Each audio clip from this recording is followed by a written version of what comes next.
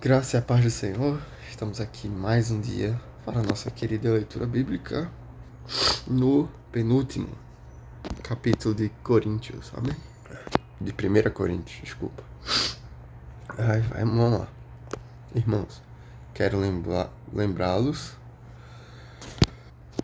do evangelho que preguei a vocês, o qual vocês receberam e no qual estão firmes.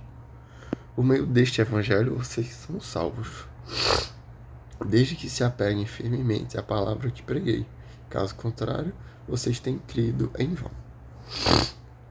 Pois o que primeiramente lhes transmiti foi o que recebi, que Cristo morreu pelos nossos pecados, segundo as Escrituras.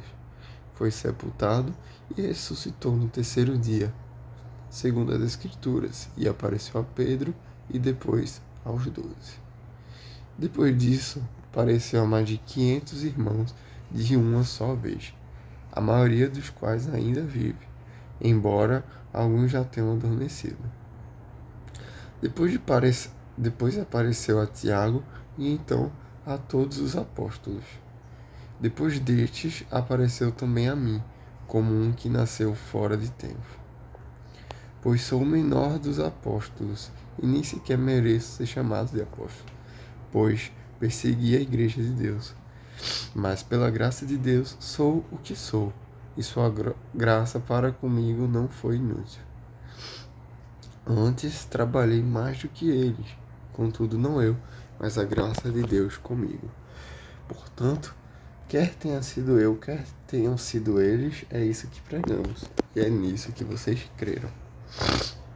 Ora, se está sendo pregado que Cristo ressuscitou dentre os mortos, como alguns de vocês estão dizendo que não existe ressurreição dos mortos? Se não há ressurreição dos mortos, nem Cristo ressuscitou. E, se Cristo não ressuscitou, é inútil a nossa pregação, como também é inútil a fé que vocês têm. Mais que isso, seremos considerados falsas testemunhas de Deus, pois contra ele testemunhamos que ressuscitou a Cristo dentre os mortos. Mas, se de fato os mortos não ressuscitam, ele também não ressuscitou a Cristo. Pois, se os mortos não ressuscitam, nem mesmo Cristo ressuscitou.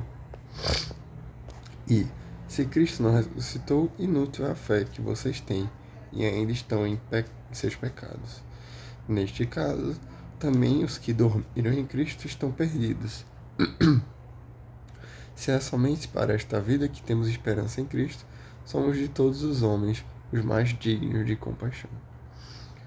Mas, de fato, Cristo ressuscitou dentre os mortos, sendo ele as primícias que entre aqueles que dormiram.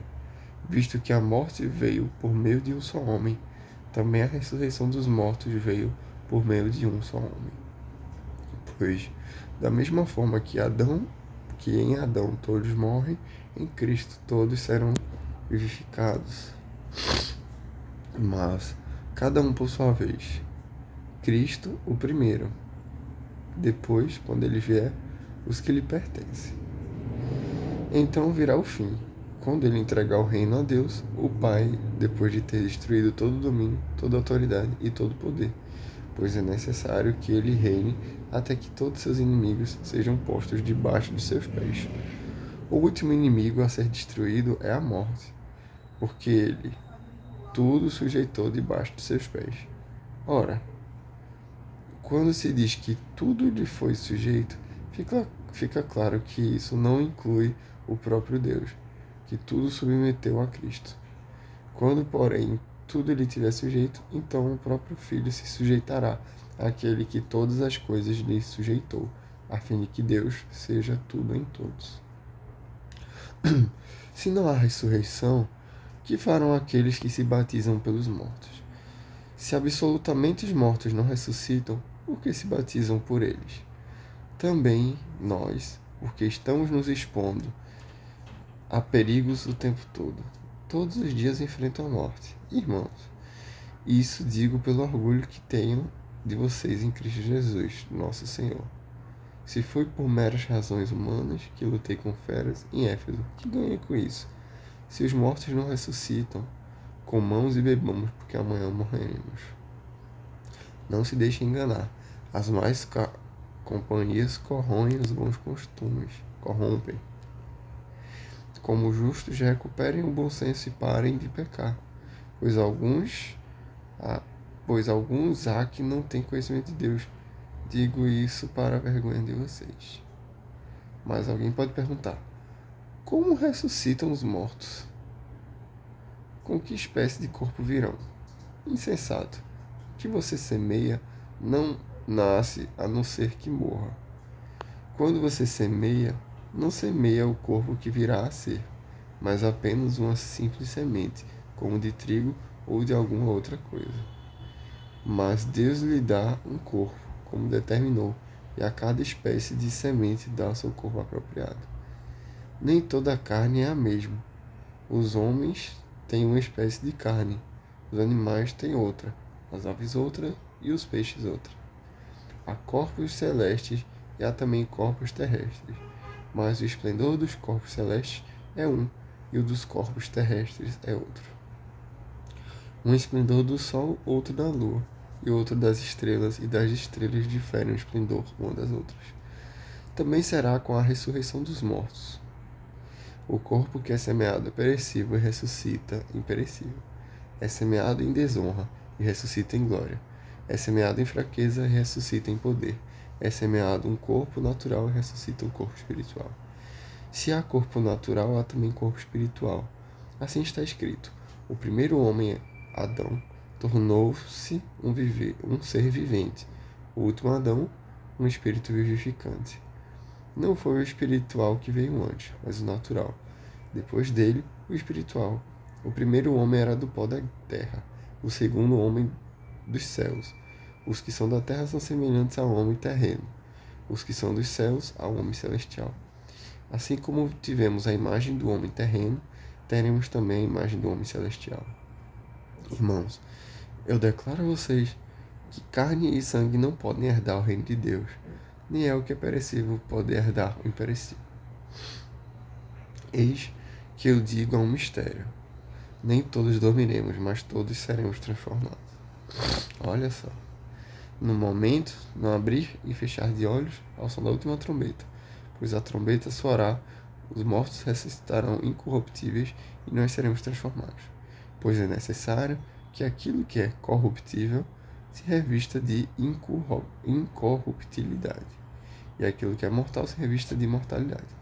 Quando, porém, o que é corruptível se revestir de incorruptibilidade, tubilidade, e o que é mortal de imortabilidade, então se cumprirá a palavra que está escrita: a morte foi destruída pela vitória. Onde está a morte, a sua vitória? Onde está a morte, o seu aguilhão? O aguilhão da morte é o pecado, e a força do pecado é a lei. Mas graças a Deus, que nos dá a vitória por meio de nosso Senhor Jesus Cristo.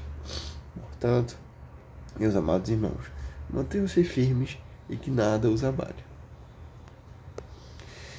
Sejam sempre dedicados à obra do Senhor, pois vocês sabem que, no Senhor, o trabalho de vocês não será inútil. Amém? Eu achei um capítulo longo, eu perdi o foco em alguns momentos, mas não foi nada muito tão importante, né? Tivemos aí leitura sobre o pecado, sobre a ressurreição dos mortos, né? O corpo que morre, ele é transformado, e ele pode ser transformado tanto pelo pecado, tanto pelo que é eterno, né? Que é o Senhor, a vida com Ele. E, enfim, o que eu quero comentar é aqui, ó. Acho que é aqui. Aqui. Nem todos dormiremos, mas todos seremos transformados. O que é que ele quis dizer com isso? Dormiremos é que assim, quando a pessoa morre e ela crê em Jesus, disse que ela morre, e ela irá acordar com um corpo transformado, né, um corpo santificado, glorificado, quando tiver o som da trombeta. É uma linha teológica, tá? O entendimento aí que se tira é que quando a gente morre, a gente vai imediatamente para o céu. A gente dorme, né? Como todos os outros profetas estão, enfim. E quando a gente tá em pecado, a gente vai direto pro inferno.